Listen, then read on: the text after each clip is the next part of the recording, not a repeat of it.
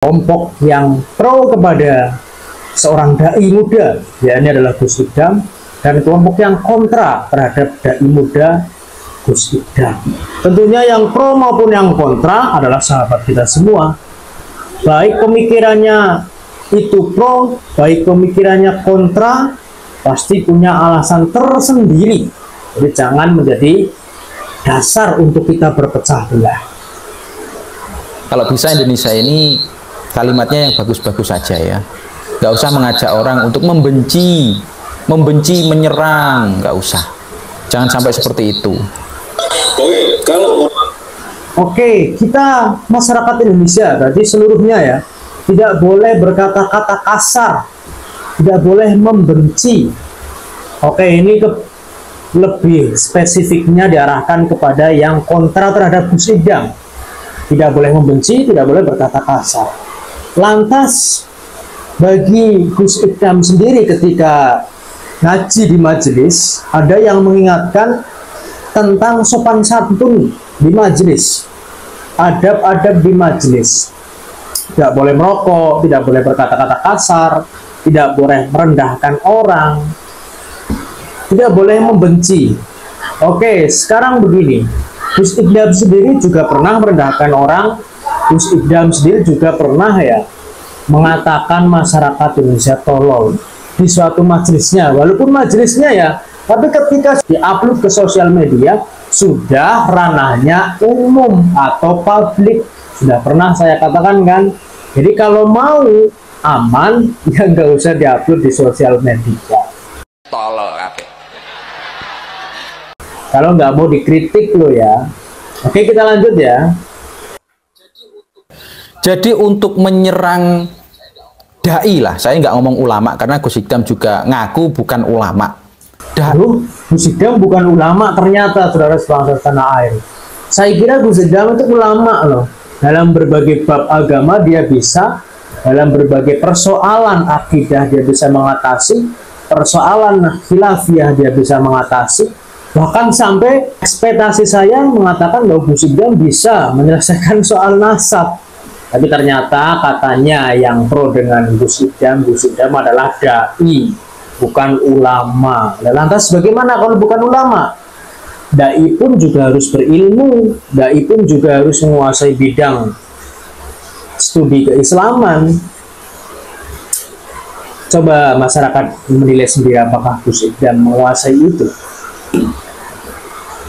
Atau Gus, menyerang Gus itu wajib katanya, wajib dilawan, wajib disuarakan yang model-model sombong.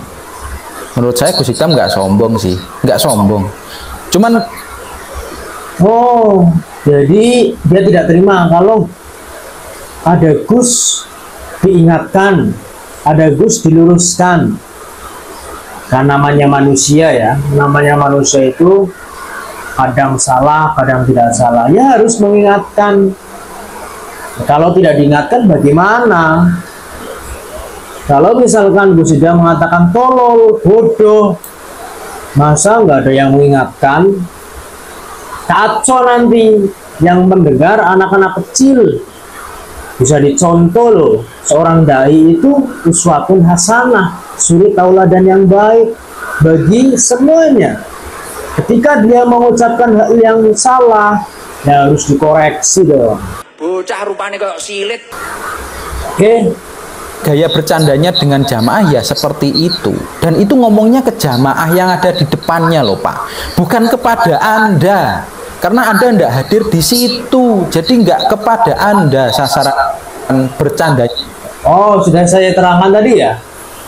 Gus Idam itu bicaranya kepada orang yang di situ. Sedangkan kamera menyoting dan mengupload ke sosial media. Ranahnya umum. Betul.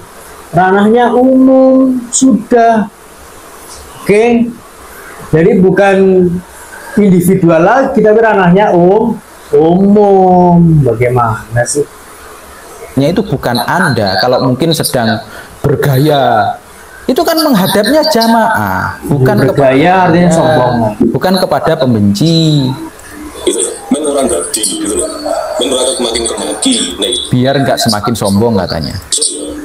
Ya terus insaf dulu. Insaf Gus, sama Pak Awi disuruh insaf. Ya, suruh insaf dalam hal kesombongannya. Sombong itu maknanya apa sih? Sombong itu misalkan merendahkan diri. Tolol kamu, bodoh kamu. Tidak mau diingatkan, itu sombong. Banyak definisi sombong. Tinggal yang pro kepada Gus Idam mau mencari definisi sombong yang mana. Di bondol dunia sing didapat dari ceramah, Harta yang didapat dari ceramah, dari ngoceh sana sini. dari ngoceh. Kalau saya kurang setuju ya kalau ada kata Aku? ngoceh. Aku yo ben jualan agama. Kena kok jualan agama, duit. Oh itu yang di live kemarin itu. Ya kalau memang nggak bisa nyambung bercandanya dengan Gus Idam ya akan termakan, ya akan termakan.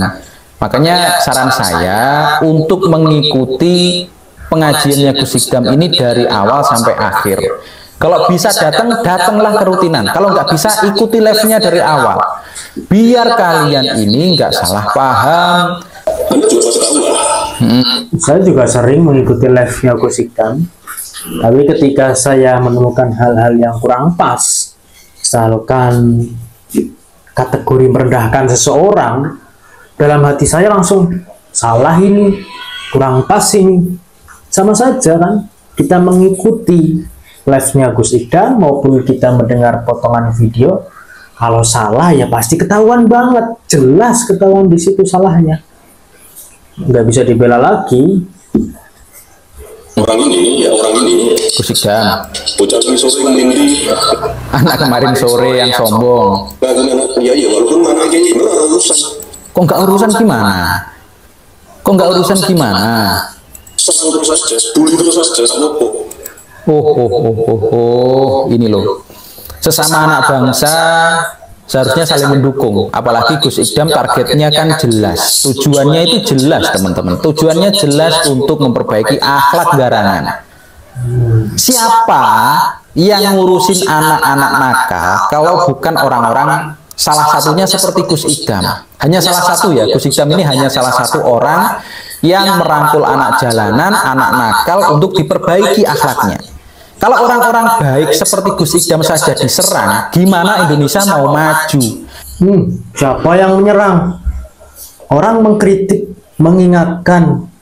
Apakah itu menyerang artinya? Bukan kan? Belum tentu. Orang mengkritik justru malah sayang, mengingatkan kepada Gus Idam. Gus ini salah loh. Gus ini nggak baik loh. Nanti jatuhnya menjadi kecemburuan sosial. Kok Anda kayaknya sombong? Sah-sah saja kan? Bukan menyerang. Menyerang definisi dia apa sih? Gimana Indonesia mau berakhlak yang baik kalau orang-orang yang berusaha untuk memperbaiki akhlak saja malah diserang? Gimana Indonesia mau berakhlak baik kalau orang-orang baik yang memperbaiki akhlak saja diserang? Soal diserang sudah saya katakan tadi ya. Kritik belum tentu diserang. Kritik belum tentu serangan. Mengingatkan belum tentu serangan. Belum. Bukan ya. Kemudian saudaraku sebangsa tanah air, bagaimana Indonesia bisa baik? Sekarang ada Habib yang sukanya halu, bercerita khurafat, dawir kepada umat, membohongi umat. Lantas bagaimana sikap kita sebagai muslim? Marah ya, kemudian juga mengingatkan, mengedukasi masyarakat jangan dekati para habaib yang suka dawir, oknum habib yang suka dawir.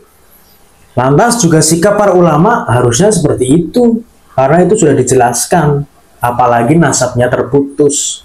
Bagi siapapun yang mengaku cucu Nabi tapi nasabnya terputus atau batil, maka hukum amar ma'ruf berlaku bagi semua umat Islam dari berbagai kalangan.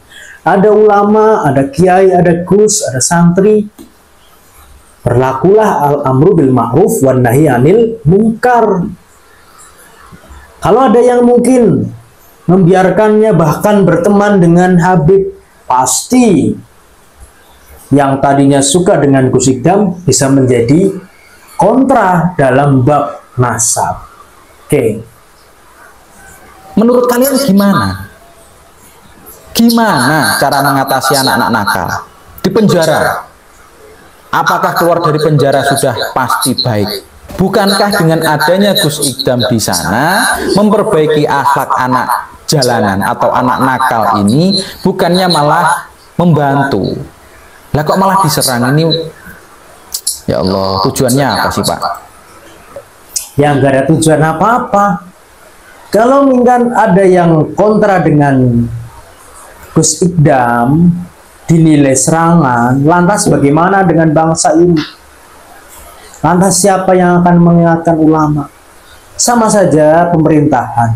Kalau nggak ada check and balance, keseimbangan atau oposisi, bisa kacau pemerintahan. Nggak ada yang mengingatkan.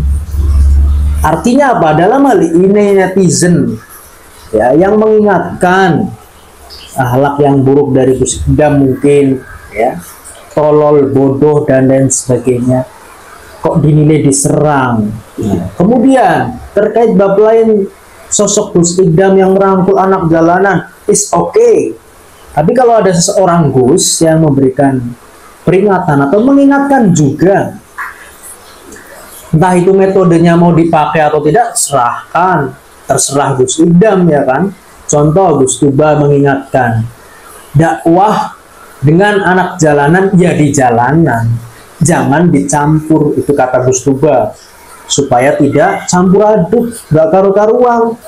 Yang kalau campur aduk gak karu-karuan nanti menghasilkan ucapan-ucapan yang kotor, tolol, bodoh dan lain sebagainya. Oke, saudara itu sebangsa tanah air. Jadi dalam hal ini, kalau ada yang mengkritik Gus Idam, jangan dinilai serangan, jangan dinilai pembenci. Tidak membenci. Check and balance. Mengingatkan, jangan seperti itu. Itu kan tanda kasih sayang. Ya kan? Coba kita kan sudah ya, pernah itu. Kemarin yang viral Gus Miftah. Gus Miftah itu berkali-kali diingatkan oleh netizen nggak karena ucapannya. Tapi tidak dihiraukan. Akhirnya terjadi kemarin kan, goblok ke pedagang es teh. Oke, jadi banyak sekali hikmah-hikmah para dai-dai yang mau bertafakur ya silakan, kalau nggak mau bertafakur ya nggak, sah-sah saja, terserah. Ya iya, maksudnya gas itu gas terus memperbaiki akhlak-akhlak garangan, terus ngaji seperti biasa, nggak peduli meskipun dihujat, dibully, Gus Idam akan tetap ngaji, gitu loh Pak maksudnya. Jangan sampai salah paham. Ya memang jamaahnya oke, orang masalah tuh, orang urusan tuh jamaahnya, urusan tuh bondone, urusan tuh klaim. Dulu, kok nggak urusan gimana tuh Pak? Justru itu ya menyambung, ya ada hubungannya. Kenapa kok jamaahnya bisa banyak? Berarti orang ini baik. Kenapa jamaahnya sedikit? Mungkin orang ini tidak baik. Kenapa tidak punya jamaah? Ya mungkin nggak ada yang mau misalkan. Gitu loh Pak, ada hubungannya. Jamaah banyak itu ada hubungannya. Sudah bisa dipastikan orang ini baik. Gus Idam ini baik. Makanya jamaahnya banyak. Dan nggak Gus Idam ini baik. Makanya jamaahnya banyak. Dan nggak. Oke, itu kan menurut dia ya. Jamaah yang banyak bisa dipastikan baik. Kalau menurut saya belum tentu. Bisa jadi karena sekarang disokong oleh 90% teknologi, kemudian mempengaruhi masyarakat dan menjadi banyak jamaahnya. Bisa jadi ada yang tidak punya teknologi, tidak akses di media sosial, tapi kiai itu banyak jamaahnya, dia baik.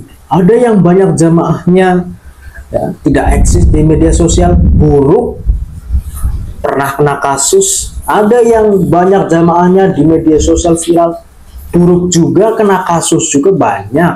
Jadi menurut saya barometer baik dan buruk tidak dilihat dari banyak atau sedikitnya jamaah, tapi berkah atau tidak.